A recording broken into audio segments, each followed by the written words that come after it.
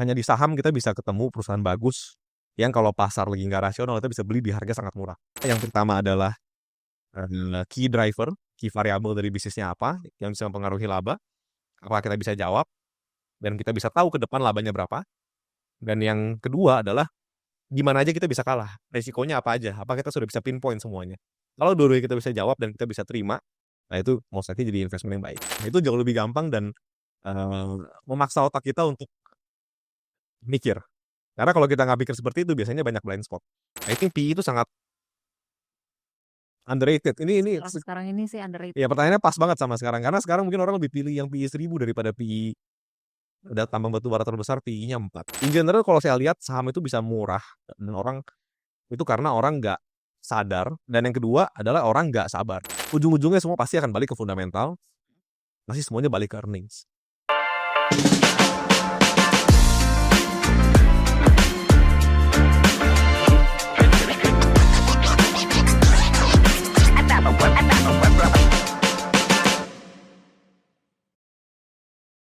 Sit back, relax, let's talk, welcome to Spot. Halo Sobat Spot, kembali lagi bersama saya Karen Miranti, Investment Marketing Specialist dari Shalendra Capital. Seperti biasa, kita akan ngobrol seru seputar dunia investasi, pasar modal, dan pastinya insight-insight menarik dari para narasumber kita.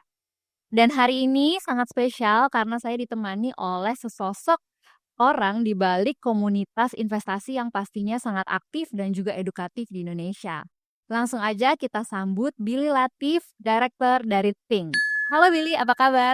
Ya, baik, thank you for having me. Ya, it's an honor untuk bisa diundang oleh salah satu reksadana paling besar di Indonesia. Nah, jadi siap-siap aja Sobat Spot, hari ini kita bakalan ngobrol dan pastinya akan insightful banget buat kalian. Oke, sebelum kita masuk ke yang serius-serius, aku mau ajak Billy untuk ada sebuah permainan lah, kira-kira kayak this or that gitu. Jadi nanti aku akan kasih kamu 2 pilihan. Kamu akan pilih salah satunya dan kasih penjelasan kira-kira kenapa sih pilih pilihan itu. Oke. Gitu. Oke ya. Pertanyaan pertama. Ya. Pas kamu decide nih buat investasi, menurut kamu yang lebih penting itu margin of safety-nya atau potensi upside-nya? Margin of safety-nya. Karena kalau kita bisa handle the risk, kita bisa manage risk and manage the downside, upside itu akan datang dengan sendirinya. Otomatis. Oke. Reasonable ya. Iya. Oke. Pertanyaan kedua, dalam melakukan analisis nih ya, kamu itu lebih percaya terhadap sisi fundamentalnya atau story-nya nih suatu saham? Jawabannya pasti ke fundamental. Ya, memang story sama fundamental itu sebenarnya adalah dua hal yang nggak bisa dipisahin. Oke. Mungkin banyak orang berpikir fundamental itu cuma sebatas angka di laporan keuangan, padahal sebenarnya fundamental itu adalah bagaimana kita bisa benar-benar memahami bisnisnya. Dan angka di laporan keuangan itu kan sebenarnya output, angka hasil dari kinerja bisnisnya. Itu tentu kalau kita cuma lihat story tanpa kita memperhatikan valuasinya sama sekali, ya itu tentu berbahaya kalau menurut saya. Oke, wah seru nih pilihannya. Oke, sekarang pertanyaan yang terakhir. Kalau kamu dikasih modal nih 100 juta ya, pilih satu saham conviction atau kamu diversifikasi nih ke 10 saham yang berbeda? Pilih satu yang saya benar-benar yakini dengan sangat dalam, yang saya pastikan itu investasi yang aman, dan tentunya bisa punya aset yang tinggi juga secara bersamaan. Gitu. Nice banget nih teman-teman. Oke, langsung aja kita masuk ke obrolan inti ya. Iya. Sekarang kita mau masuk ke behind the scene-nya Think lah ya. Jadi boleh nggak sih kamu ceritain gitu latar belakang kamu, terus apa sih yang membuat kamu tuh akhirnya memutuskan untuk masuk ke dunia pasar modal dan akhirnya terjun ke Think gitu? Boleh diceritain? Boleh. Oke. Sebenarnya kalau cerita ke Think ini agak lucu gitu. Jadi Think ini sebenarnya didiriin itu soul-nya ya itu oleh namanya Pak Johnson dan Pak Sumadi. Mereka itu udah full time investor. Pak John mungkin dari 2012 kalau saya nggak salah ingat. Pak Sumadi juga sekitar 2016 kalau saya nggak salah ingat. Dan mereka waktu COVID mungkin punya banyak waktu luang dan merasa edukasi saham yang benar-benar proper di Indonesia tuh belum ketemu. Masih limited ya waktu itu sangat ya. limited. Iya, Iya, betul sih. ya dan mereka kan orang yang otodidak ya. Sebenarnya bukan, jadi mereka belajar dari Warren Buffett, dari Charlie Munger, dari buku-buku, dari ilmu auditornya mereka, dan ya singkat cerita mereka bisa bikin seminar online waktu itu. Seminar online yang one off aja sih, sesekali, mungkin satu kali weekend. Mereka jual berapa ya? Itu murah sih. Dan singkat cerita, lucunya tuh waktu itu karena banyak yang ikut, ada yang sebarin materinya. Oh. Itu dan saya dapet. Dapat materinya. Ya, Oke, artinya kan oke. saya belum kenal Pak John dan belum kenal Pak Sumadi. Saya baca nih, saya lihat wah ini bagus nih, materinya bagus banget. Bener-bener sesuai sama apa yang dilakukan oleh Warren Buffett dan Charlie Munger. Ya. Cuman ini versi Indonesia, belum ketemu saya sebelumnya saat itu. Mungkin ada orangnya, cuman gak ada yang bikin materi, ya kan. Oke. Ya udah singkat cerita saya coba kontak aja untuk kenalan, dan ternyata Pak John dan Pak Sumadi saat itu lagi pengen bikin tim dan pengen buat edukasi itu jadi lebih systemized. Dalam artian kalau misalnya tiap bulan atau tiap minggu ngajar itu kan capek banget ya. Iya. Akhirnya dibikinlah sistem subscription dan mau bangun tim. Gitu. Jadi saya salah satu orang pertama lah yang diajak untuk bikin yang namanya Think ini. Dulu namanya bukan Think, zaman mereka seminar. Gitu. Tapi kalau sekarang orang banyak yang pikir saya foundernya Think, saya mungkin kurang nyaman juga disebut founder karena soul-nya itu dari mereka. Saya tim awal lah, hitungannya begitu. Oke. Mm-mm. Kalau boleh tahu kamu sendiri, Mm. terus mereka berdua itu Mhm. background-nya tuh emang di dunia finance kah? Atau emang kalian tarik aja gitu di pasar modal gitu? Pak John itu background-nya entrepreneur lah. Dia entrepreneur dari dulu mungkin udah coba berbagai macam usaha, punya banyak usaha, berhasil bikin, berhasil jual juga. Ya. Pak Sumadi itu dulu di Astra. Mungkin kalau background edukasinya lebih ke accounting. Oke. Saya pribadi dulu kuliahnya finance, tapi udah tertarik untuk invest saham itu dari 2016 ya.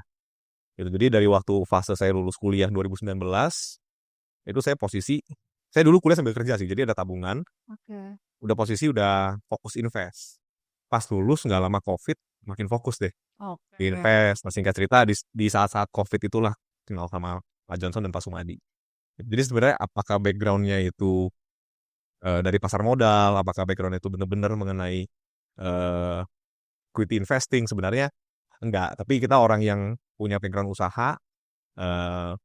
Pak Sumadi juga meskipun di Astra juga punya usaha juga, jadi udah terbiasa dengan namanya ngelihat bisnis. Dan ketika kita invest saham itu sebenarnya kita kan beli bisnis.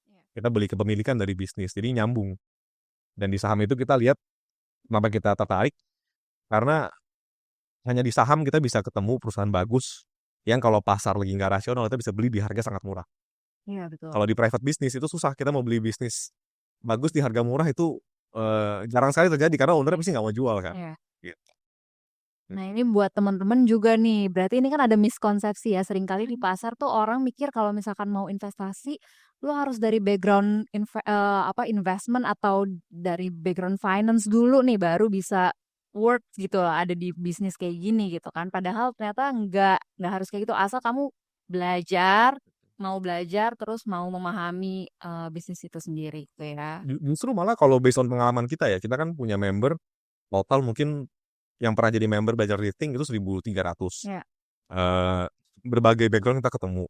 Malah kebanyakan yang jago-jago itu bukan dari background finance. Oh gitu. Ya, yang saya ketemu ya, yang kita ketemu.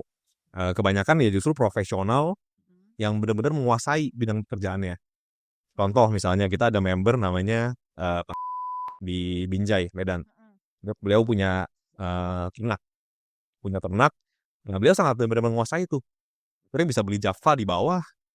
Dia tahu persis karena dia ngerti. Oh, Dia tahu ininya ya, core bisnisnya seperti betul. apa ya. Kuncinya kalau bisnis ternak, ya, bahan bakunya ada soybean meal, ada jagung. Harga jualnya itu ya harga jual ayam broiler. Dan dia yang paling update di lapangan. Iya. Kan? Jadi dia tahu persis kalau misalnya harga ayam naik, harga jagung turun, harga soybean meal turun. Ya sebelum laporan keuangan jauh rilis, beliau udah tahu pasti. Kalau ini bakal bagus kinerjanya. Kalau siklusnya ini udah masuk ke siklus baik nih. Gitu. Jadi begitu pula juga dengan kita banyak dokter member yang dokter ya mereka jauh lebih mengerti bidang-bidang kedokteran rumah sakit daripada kita yang mungkin di belakang layar. Makanya kita combine semuanya lah. Ngomongin tentang member-membernya Think nih ya, saya sempat ngeliat juga nih di sosial medianya Think tuh ada member yang usianya 80 tahun gitu yang pernah kalian wawancarain. Nah Iya. itu tuh unik sih karena kayak penasaran aja gitu. Apa sih yang dicari sama seseorang yang istilahnya udah lanjut usia gitu ya. Terus Iya. mereka bergabung di jadi member sebuah komunitas saham gitu. Gimana caranya Think ini bisa ngejaga supaya ini tuh bisa relevan sama semua umur gitu. Oke, ya sebenarnya cuma satu sih, ada beberapa. Cuma kan emang nggak semuanya mau diundang ke podcast ya, Hmm. gantung orang. Eh, apa yang bikin kita bisa relevan nih tadi ya? Eh, sebenarnya yang kita edukasikan itu ada value investing. Iya. Kita membeli bagaimana cara kita menilai bisnis dan kita membeli bisnis tersebut di harga berapa nih supaya investasi kita jadi worth it, jadi masuk hitungannya. Dan sebenarnya prinsip itu udah dari zaman dahulu kala seperti itu sebenarnya. Jadi sebenarnya mau orang tua, orang muda, kalau mereka klik dengan cara seperti itu, cara yang logis seperti itu, mau muda mau tua tuh nggak ada beda. Karena cara ini tuh udah dipakai ya bahkan sebelum zaman Rockefeller, sebelum zaman Rothschild itu mereka semua lakuin terus sampai sekarang ini. Gitu. Jadi sampai mereka usia lanjut pun ya pembahasannya akan sama sebenarnya. Cuman mungkin studi kasusnya, tipe perusahaannya yang berbeda-beda. Mungkin kalau zaman dulu ya, ada perusahaan oil and gas kayak sekarang deh misalnya energi kotor ya mungkin 100 tahun lagi mungkin berubah jadi energi bersih, tapi kan cara pikirnya itu sebenarnya sama. Jadi member-member yang usia lanjut tersebut kenapa mereka mau ya mungkin mereka hobi, saya rasa ya, hobi dengan bisnis, hobi dengan investment, dan mungkin mereka ngerasa cocok di komunitas kita yang kita bisa ngajarin itu pelan-pelan pakai bahasa sederhana sehari-hari. Itu mungkin yang eh, ya kenapa mereka mau sama kita. Hmm. Nah, sekarang kita pengen bahas ya, ini berkaitan sama yang tadi kamu sempat mention, fundamental investing gitu yang mereka cari. Nah, ini kan kita anggap tuh fundamental investing itu udah jadi DNA-nya Think banget lah gitu. Karena jujur sekarang kalau misalkan kita lihat banyak investor-investor di pasar modal itu yang banyaknya tuh pengen cepet kaya aja gitu. Cuan, maksudnya trading saham itu buat cuan cepet segala macam. Nah, menurut kamu tuh apa sih perbedaan yang paling mendasar nih dari orang-orang yang berpikir secara fundamental ini dengan orang-orang yang pengennya euforia aja atau spekulatif trader lah gitu. Oke. Sebenarnya yang kita lakuin ini kan mirip kok. Saya juga beberapa kali dengar podcastnya Pak Yos ya. Iya. Pak Yos Parengkuan. Beliau juga mostly fundamentals. Pasti nggak value investing. Eh, sebenarnya yang kita lakuin itu sama. Mungkin yang membedakan apa, saya nggak bilang trading itu nggak boleh atau salah. Cuman Iya. kalau kita ngelihat saham itu sebagai kepemilikan bisnis. Jadi semua yang kita lakukan ya kita melihat, kita menilai bisnis itu. Gitu mulai dari ownernya siapa yang menjalankan perusahaan, bisnis modelnya seperti apa, kompetisinya seperti apa, sampai perusahaan seperti ini nilai wajarnya kira-kira berapa. Jadi kita eh, yang membedakan itu kita melihat saham sebagai bisnis, kepemilikan bisnis, di mana mungkin kalau trader mereka nggak terlalu peduli bisnisnya seperti apa, yang penting kalau mereka ngelihat sahamnya secara grafik bisa naik mungkin, atau secara broker summary mungkin ini ada yang akumulasi, mereka bisa naik. Mau sahamnya itu perusahaan bagus, mau itu sahamnya itu perusahaan bukan bagus, mungkin mereka nggak ngelihat itu sebagai basis. Yang penting kalau mereka bisa naik ya mereka masuk. Gitu, itu mungkin yang saya rasa yang benar-benar membedakan sih. Berarti kalau misalkan dalam melakukan analisis ya, Think itu punya framework sendiri gitu ya. Kira-kira elemen-elemen utama atau yang penting yang kalian pikir itu harus ada dalam suatu analisis tuh kira-kira tuh apa? Oke, jadi cara menganalisa ya, key points-nya apa aja. Eh, yang pertama tentu kita harus pahami itu bisnis modelnya. Gitu. Setiap bisnis itu pasti kan ada purchasing-nya, ada processing-nya, kemudian ada cara dia jualan. Kita harus benar-benar pahamin semuanya step by step bagaimana perusahaan ini menghasilkan uang. Nah, apakah ke depan bisa bertumbuh, apakah prospeknya bagus atau tidak. Nah, yang kedua, tentu kita harus menilai itu ownernya. Apakah ownernya ini handal dan jujur. Kalau Reliable atau enggak gitu ya? betul, kalau kita bicara handal, most likely handal semua. Karena mereka bisa sampai level BBK itu kan perusahaan besar-besar ya. Ya. Pasti mereka jago. Tinggal masalah jujur. Seberapa jujur ownernya ini dan seberapa dia menghargai investor minoritas seperti kita nih kalau kita beli saham. Ya. Karena kita sebagai minoritas, kita kan nggak punya hak suara sebenarnya untuk ngatur anak perusahaan. Kita cuma bisa terima ownernya ini mau bagi dividen berapa misalnya. Mau beli bahan baku dari pihak ketiga atau dari afiliasi yang sudah di markup misalnya. Gitu. Karena banyak lah case di Indonesia. Saya yakin Mbak Karen juga tahu. Kemudian yang ketiga itu tentu dari sisi kompetisinya seperti apa. Gitu. Karena bisnis yang bagus itu pasti mengundang kompetisi. Bagaimana perusahaan ini bisa bertahan lawan kompetisi. Nah, dari tiga itu di-combine, kita bisa menilai sebenarnya kualitas bisnisnya ini bagus, biasa-biasa aja atau kurang bagus. Gitu. Tentu bisnis yang bagus kita harganya lebih mahal. Bisnis yang kurang bagus ya kita harganya lebih murah. Dalam artian PE multiple mungkin ya kalau bahasa di capital market. Balik modalnya berapa lama nih? Gitu. Bisnis yang bagus mungkin kita mau bayar kalau 10 tahun balik modal, 12 tahun balik modal. Kalau bisnis yang kurang bagus mungkin 5 tahun balik modal aja kita nggak mau. Karena kita ngerasa nggak worth it nih sama resikonya. Sebagai contoh seperti itu. Oke. Nah, kalau misalkan dalam analisis tersebut gitu ya, Hmm. kapan Pink itu merasa suatu saham nih layak nih buat dibeli Mhm. atau layak buat dijual gitu? Mhm. Eh, Kapan sebuah analisis dianggap cukup untuk mengambil keputusan-keputusan kayak gitu? Oke. Dianggap cukup ya, dianggap cukup dan ya ini good question sih karena analisa itu kan bisa luas sekali ya. Betul. Yang bisa analisa sampai 100 halaman Dan, juga masih nggak cukup. dan berbagai sektor bisa jadi beda-beda Bisa juga beda-beda, kan? betul. Ada dua sebenarnya kalau menurut saya ya. Yang pertama itu adalah kita bisa tahu persis sebenarnya variabel kunci dari bisnis ini itu apa. Oke. Apa yang akan mendrive kinerja perusahaan ke depan. Dan berapa kira-kira perusahaan ini akan menghasilkan profitnya di masa depan 5-10 tahun ke depan. Itu yang pertama. Kalau kita udah bisa jawab itu, ya itu artinya kita udah lumayan menguasai. Dan yang kedua, yang ini lebih penting menurut saya malah, kita bisa tahu persis investment kita ini bisa kalah karena apa. Apa aja risiko-risikonya. Di mana keputusan ini bisa bikin kita kalah. Itu penting. Gitu. Sebagai contoh, jadi saya pribadi sebelum saya beli saham, saya pasti mikir, kalau saya ambil keputusan beli saham ini, apa aja possibility yang mungkin terjadi yang bisa bikin saya gagal. Oke. Nah, kalau kita bisa jawab itu semua, kita udah ketemu, kita udah cek satu persatu semuanya dan kita nggak ketemu jawabannya. Nah, itu most likely akan jadi investment yang baik. Gitu. Saya dulu waktu mungkin cerita sedikit ya, kalau boleh pas biar nggak dibilang stock pick ya, jadi saya ceritain udah lewat yang udah lama. Waktu saya masuk di batu bara lah, itu kurang lebih 2021, masuknya 2020-2021. Itu saya paham betul, yang akan mendrive labanya perusahaan batu bara itu adalah harga batu bara. Ya kan? Harga batu bara, volume produksinya, sama biaya-biayanya. Dan volume produksi dan biaya-biaya itu cenderung tuh fix sifatnya. Dan biaya itu kan kebanyakan fix, bayar kontraktor. Ya. Yang besar kan kontraktor. Mungkin bayar ada apa namanya bahan bakar, sifatnya fix. Tapi yang bisa naik turun dan berpengaruh signifikan dalam jangka pendek itu adalah harga batu bara. Ya. Jadi kita tahu kalau harga batu bara naik, ini pasti labanya pada bagus. Dan waktu itu saya mikir, apa yang bisa bikin saya kalah nih? Kalau saya mau beli saham batu bara, kan ada banyak pilihan. Ya. Yang bisa bikin saya kalah adalah kalau harga batu bara nggak naik-naik nih. Ya. Jadi selama COVID berkepanjangan, batu baranya harganya nggak naik, perusahaannya untungnya kecil banget atau bahkan rugi, dan perusahaan itu punya utang berbunga yang mereka harus lunasin. Itu bisa bikin kalah. Akhirnya jatuhlah keputusan ke saya masuk di PTBA dan di TMG. Itu dua-duanya nggak ada utang berbunga sama sekali. Perusahaannya cenderung clean bagi dividen. Dan kalau harga batu bara nggak naik-naik pun ya mereka juga nggak akan bangkrut.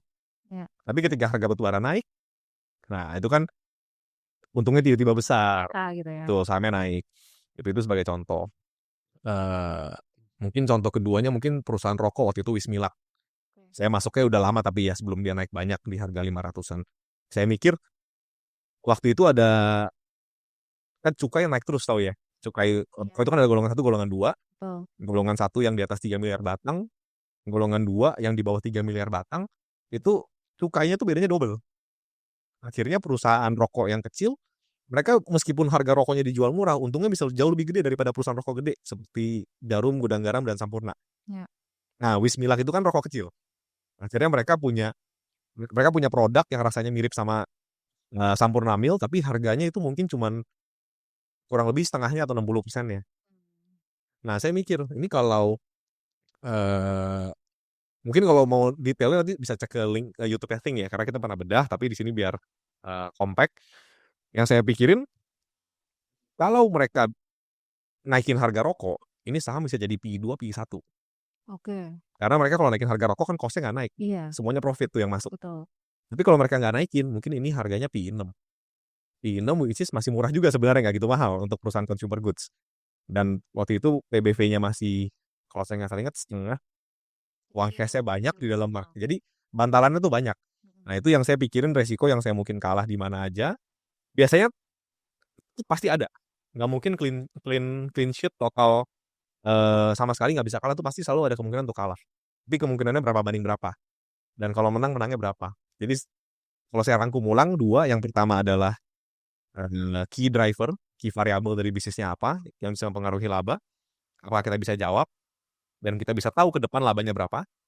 Dan yang kedua adalah gimana aja kita bisa kalah, resikonya apa aja, apa kita sudah bisa pinpoint semuanya. Kalau dua-duanya kita bisa jawab dan kita bisa terima, nah itu most likely jadi investment yang baik.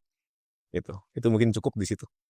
Berarti bisa dibilang kayak reverse psychology juga ya. Maksudnya kita lihat kita gagalnya bisa di mana, terus kita lihat apa kalau misalkan kita nggak nemu kita gagalnya di mana ya tandanya kita mungkin bisa win-win di situ. Betul. Jadi ini ada cari manger tuh di quote. Jadi kita selalu ajarin untuk kita inverse, kita balik gitu. Kalau kita nggak mau ditipu orang, gimana caranya? Kita belajar cara nipu orang. Iya. Dan kita tahu celahnya di mana aja. Kalau kita eh, nggak mau pernikahan gagal, ya kita pikirin apa aja yang bikin pernikahan gagal, baru kita hindari semuanya. Itu jauh lebih gampang dan eh, memaksa otak kita untuk mikir. Karena kalau kita nggak pikir seperti itu, biasanya banyak blind spot. Iya. Gitu. Mbak Karen main padel nggak? Tenis. Tenis. Oh, ini geng tenis. Saya juga main tenis. Iya. Kalau biasanya, kalau kita mau main lawan pemula, misalnya mau tenis, mau padel, badminton, kita lebih cenderung bisa menang kalau kita tuh nggak kalah. Asal kita nggak buang poin, kita menang biasanya. Oke. Bener nggak? Tapi yang orang yang coba-coba malah Iya. mau coba untuk maksa, malah itu biasanya suka. Iya. Kira malah blunder. Gitu. Dan malah itu yang bikin orang jadi kalah. Dan investment juga sama. Gitu. Kita pikir apa yang bisa bikin kita kalah dan kita hindari aja. Nah, itu cenderung berujung baik. Iya, bentuk defense kita juga ya. Betul. Tadi di awal pertanyaannya mengenai MOS atau upside, saya jawabnya MOS. Karena kalau kita bisa manage downside, itu upside pasti datang dengan sendirinya. Keren banget nih teman-teman semuanya. I like that. Oke. em, Berikutnya nih ya. Apa sih indikator yang underrated gitu Aha. dalam memvaluasikan suatu saham gitu menurut versi Billy? Underrated. I think per market hari ini mungkin PE ratio ya. Oke. Karena orang kan sudah mengabaikan nih. Padahal PE itu kan sebenarnya balik modal berapa lama ya. Iya. Harga dibandingin sama laba yang kita dapetin. Mm-mm. Semua bisnis, semua pengusaha dimanapun dari zaman dulu sampai sekarang kok. Kalau mau bikin usaha pasti dia mikir berapa lama balik modal. Apakah balik modal sekian tahun ini worth it untuk saya mulai bisnis ini? Atau mendingan nggak usah? Nah, itu kan PE ratio. Gitu. Tapi PE yang saya maksud ini PE dengan laba masa depan yang real. Gitu ya, bukan PE kalau misalnya ada one off profit atau ada jual aset. Jadi real earnings dibandingin sama harga. Gitu. Jadi harga dibandingin sama laba masa depan. I think PE itu sangat underrated. Ini Sekarang ini sih underrated. ya pertanyaannya pas banget sama sekarang. Karena sekarang mungkin orang lebih pilih yang PE 1000 daripada PE ada tambang batu bara terbesar PE-nya 4. Iya. PE 4 itu di kondisi harga batu bara lagi jelek loh. Iya. Saat banyak tambang-tambang lain mungkin ada yang udah mulai merugi, ada yang udah nggak mau produksi karena nggak nutup biaya produksi, mereka masih PE-nya 4 kali, ROE masih 20% lebih. Ada juga mungkin biggest bank di Indonesia. Beberapa biggest bank itu PE-nya single digit. Dividen mungkin hampir 10%, tapi orang lebih pilih yang PE-nya 100, 200, bahkan 1000 sekarang. Jadi, I think kalau pertanyaannya mana underrated, I think PE ratio sekarang. Iya. Agak lucu sih kalau dibilang. Kenapa kamu pikir itu maksudnya kenapa orang tuh bisa sekarang tuh lebih milih yang PI-nya tuh 100, 200, 300 dibanding ya sesuatu saham ini yang istilahnya udah jelas-jelas lah. Bisa dibilang udah mau turun ke berapa lagi gitu kan. Iya. Udah di bottom gitu istilahnya. I think karena orang kurang sabar aja sih. Orang kurang manage ekspektasinya, mungkin FOMO ngelihat teman-temannya gitu kan. Kita yang misalnya beli saham murah tapi udah setahun masih murah nih, berarti kan nggak naik-naik. Mungkin ketika kita lihat teman kita atau tetangga kita yang nggak ngerti saham, tiba-tiba beli saham Konglo Play lah ya, zaman sekarang saham Konglo dan naik, ya itu mungkin yang bikin orang akhirnya ngerasa, wah kayaknya lebih enak di saham itu aja. Karena lagi dimainin misalnya, mau masuk MSCI, jadi harus dikerek naik. Jadi mungkin, I think karena itu sih. In general kalau saya lihat saham itu bisa murah, dan itu karena orang nggak sadar, seperti dulu misalnya WIM itu hidden PE menurut saya, karena nggak kelihatan, orang mesti benar-benar ngerti bisnisnya baru bisa ngeliat ini murah. Atau saham batu bara sekarang deh, berarti kalau pakai PE ratio tok, pasti kelihatannya gede-gede karena labanya lagi kecil, Ya. ya kan? Eh, dan yang kedua adalah orang nggak sabar. Orang tahu nih murah, orang tahu ini bagus, dividennya gede, tapi ya dia nggak punya kesabaran untuk tunggu sampai dia naik. Karena memang nggak ada yang tahu pasti kapan sahamnya akan naik. Ya. Tahun lalu salah satu saham yang saya masuk itu Astra. Mungkin bosen orang dengarnya. Wah Astra, siapa yang nggak tahu Astra? Tapi Astra tuh P5 loh tahun lalu. P5,5, P6 kalau saya nggak salah ingat. Dan waktu dipegang tuh lama nggak naik-naik. Tapi sekalinya naik, tahun ini naik mungkin 40% lebih kalau saya nggak salah ingat. Termasuk dividen. Gitu. Mungkin ya tahun depan Big Max yang udah jatuh, asingnya udah keluar semua. Sisa dikit. Mungkin juga earning cycle-nya juga udah, I think Q3 ini paling rendah karena Q4 kan cost of fund udah pada turun dengan kebijakan BenQ yang sekarang kabur banyak. Dan kenapa orang lebih pilih yang PI 1000 ya karena kurang sabar kalau menurut saya. Kurang sabar dan mereka nggak mikirin downside-nya.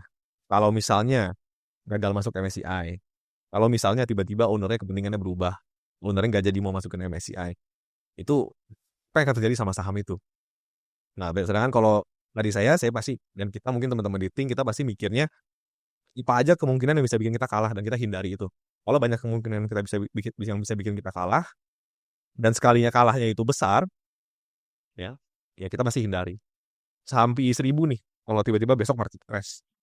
Tadi kan baru berubah nih, MSCI mau pergi ada mencoba perubahan free float kan. Dari PI 1000 turun ke PI 500 misalnya, itu sahamnya turun setengah. Itu masih 500 tahun balik modal. Jadi mau turun sampai mana itu bottomnya tuh nggak kelihatan tuh di bawah. Ya, betul. Sedangkan kalau misalnya kita bicara saham-saham blue chip deh yang gampang-gampang yang semua orang tahu, big banks atau mungkin kalau kayak Astra tahun lalu ya, harga saham udah PI 5, PI 6 misalnya. Ya. Kalau turun setengah jadi PI 2, PI 3, wah itu nggak mungkin gak ada yang beli. Iya. Pasti banyak aja yang mau. Ini oke lagi kan. Iya, dividennya gede. Jadi mungkin I think karena itu sih. Berarti dengan kata lain kamu bilang kalau misalkan ya at some point nanti semua orang akan balik lagi ke fundamental gitu kan. Saya percaya seperti itu dan memang sejarah membuktikan seperti itu. Dari 1000 tahun yang lalu sampai 1000 tahun ke depan saya rasa itu nggak akan pernah berubah. Ujung-ujungnya semua pasti akan balik ke fundamental. Pasti semuanya balik ke earnings. Ya menurut saya orang belum ngelihat market crash aja sih. Ketika market lagi crash, itu yang bisa menahan saham yang nggak jatuh itu adalah fundamentalnya.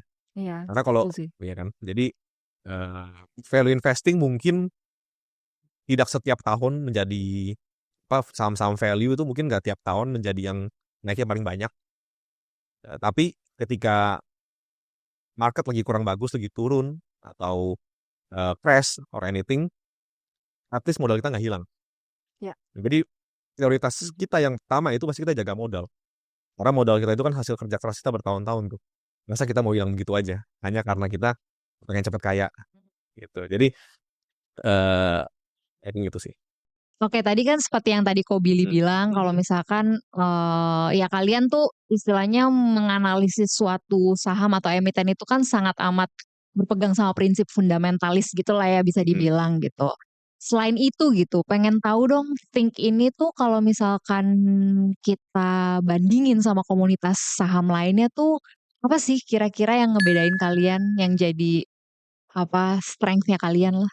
I think pertanyaan ini lebih pas sebenarnya kalau yang jawabin tuh member kita ya. Kita punya mungkin 500 loyal members dan kenapa mereka perpanjang tiap tahun, nah itu paling pas tanya ke mereka. Cuman kalau tanya ke saya ya sebagai salah satu tim di Think, mungkin dua yang membedakan. Yang pertama itu dari sisi quality of the research.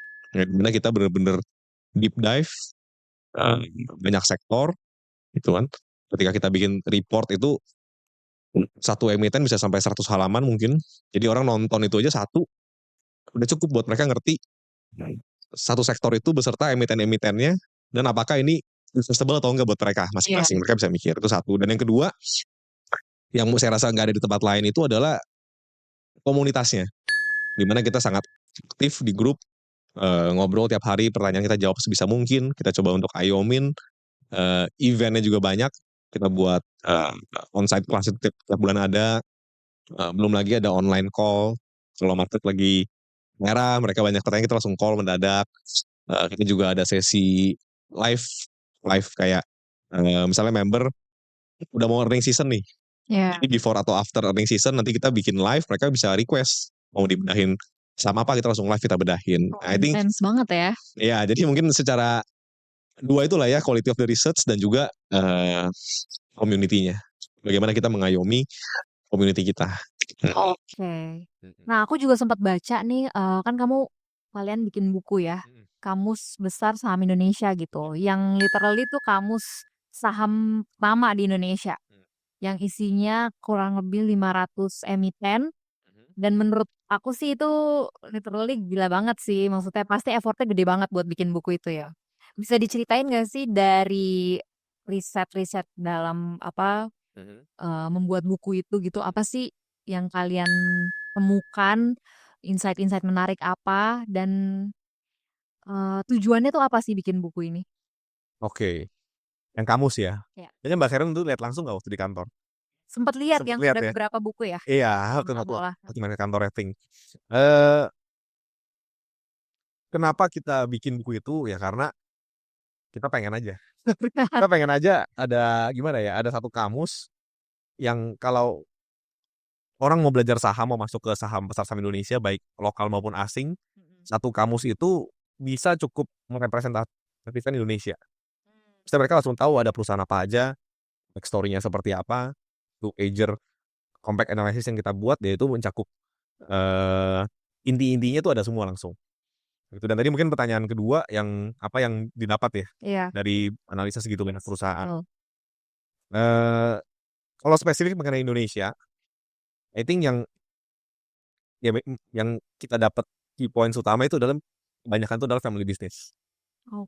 Ya, kebanyakan itu adalah family business. Jadi kita mesti benar-benar memperhatikan transaksi afiliasi. Gitu. Karena nggak semua owner itu 100% clean. Gitu. Ada juga yang clean, ada yang setengah-setengah, ada juga yang benar-benar nggak clean. Intinya kita nggak bisa mencari perfection lah menurut saya. Gitu. Karena kita di Indonesia ini kan legal structure-nya, kalau kita punya 51% perusahaan, itu kita yang ngatur total. Arah perusahaan mau kemana gitu kan. Jadi kita harus benar-benar mempelajari owner. Karena owner itu sangat mempengaruhi return investasi kita sih. Jadi yang kita dapat kebanyakan family business, ya kita harus benar-benar pelajarin owner. Ini benar-benar filosofinya tuh sama banget sama namanya ya, think gitu. Jadi think before you invest gitu. Kita harus kayak belajar dulu, kayak member-membernya dilatih buat tahu, banyak belajar sebelum mereka memutuskan untuk berinvestasi gitu ya. Dan kayaknya mereka dibentuk untuk jadi critical thinkers gitu. Benar nggak? Betul. That's why juga namanya think sebenarnya. Karena kita pengen ngelatih critical thinking dan independent thinking dari setiap member-member kita. Jadi mereka tuh nggak bisa kena pom-pom di luaran sana. Zaman sekarang banyak yang pom-pom ya. Benar banget ya. Betul. Ya pom-pom mungkin enggak, tapi kalau FOMO mungkin nggak member ada yang kena tuh. Saya feeling saya ya, karena yang jadi member kan nggak semuanya investor pengalaman. Ada mungkin yang baru belajar 1 tahun. Mereka mungkin ngelihat saham-saham yang tadi PR500 kok naik terus. Ya mungkin itu FOMO, dan itulah tugas kita untuk ngasih pemahaman terus dan temenin perjalanan mereka. Iya. Dan menurut saya sih ya itu sih salah satu yang membuat Think tuh unik gitu ya. Kalian tuh punya komunitas yang nggak cuma ngasih tahu apa yang harus dibeli, tapi ya kalian istilahnya membangun pemikiran-pemikiran ini buat member-member kalian supaya member-member kalian ya jadi investor tuh jangka panjang gitu ya, bukan cuma yang kayak hype sesaat gitu. Ya, betul. Malah kita nggak kasih tahu mereka harus beli saham apa. Oh ya, Kita cuma kalian nggak ngasih ngomong. rekomendasi sama sekali ya? Kita nggak kasih, karena itu kan izinnya berbeda ya. Kita bukan Iya. penasihat investasi. Kita cuman bikinin studi kasus aja yang banyak perusahaan dan mereka bisa member bisa mengerti. Misalnya mau bisnis batu bara, mereka tinggal nonton. Mereka bisa nonton, mereka dan dengan nonton aja kita yakin mereka bisa ngerti dan mereka bisa mikir sendiri Iya. apakah mereka mau invest di bisnis batu bara yang ini atau enggak. Begitu juga dengan sektor-sektor lainnya. Gitu. Oke nih, mungkin last question ya. Ya, Kalau ini juga boleh. kalau dari Billy sendiri, Hmm. nih istilahnya untuk kedepannya tuh mau dibawa kayak gimana sih? Apakah bakalan lebih fokus ke risetnya, terus mungkin juga building community-nya atau apa? I think kita bakal ngelakuin apa yang kita lakuin sekarang sih. Cuman on skala yang lebih besar aja. Gitu. Jadi kita bakal tetap fokus di eh, research-nya dan juga di investment club-nya. Itu jadi both lah. Pasti kita bikin research terus, tambah terus, kita perbanyak, kita perdalam, kita pertajam, kita percepat. Dan dari sisi satu lagi dari komunitas, kita besarin, kita manage, kita ayomin, kita buat lebih banyak event dan seterusnya. Itu karena memang eh, dari awal Ting dibuat emang itu tujuannya. Jadi itu yang akan terus dilakuin sih. Kalau arah menjadi perusahaan yang lain, belum arah ke sana lah. Gitu. Oke, nah nggak kerasa nih teman-teman kita udah ada di penghujung pertanyaan kita. Ada satu lagi nih sebelum kita tutup ya. Nah, pertanyaan terakhir banget yang selalu kita tanyain ke semua tamu-tamu kita di Spot. Kira-kira apa sih kalau misalkan kamu harus ngerangkum gitu filosofi investasi yang kamu punya atau yang Ting punya gitu, yang kalian pegang terus sampai sekarang tuh apa? Nah, mem- ini spesifik ke investment saham aja ya, investasi saham ya. Yang membeli investasi yang baik itu adalah membeli perusahaan yang bagus, dengan manajemen yang bagus, dengan prospek pertumbuhan yang bagus, di harga yang bagus juga. Dalam artian harganya terdiskon. Gitu. Dan kemudian kita bersabar. Tapi kalau kita nggak kerjain PR, dan kita langsung beli saham, dan kita nunggu, itu namanya bukan sabar, tapi pasrah. Nah, jadi kita harus bisa bedain mana sabar dan mana pasrah. Nah, itu mungkin. Oke, terima kasih banyak Billy dan juga seluruh tim dari Pink yang udah bersedia untuk hadir hari ini. Dan semoga episode Spot kali ini bisa bermanfaat buat teman-teman setia Spot. Saya Karen Miranti. Saya Billy. Kami pamit undur diri. Bye-bye. Sampai jumpa di episode Spot berikutnya.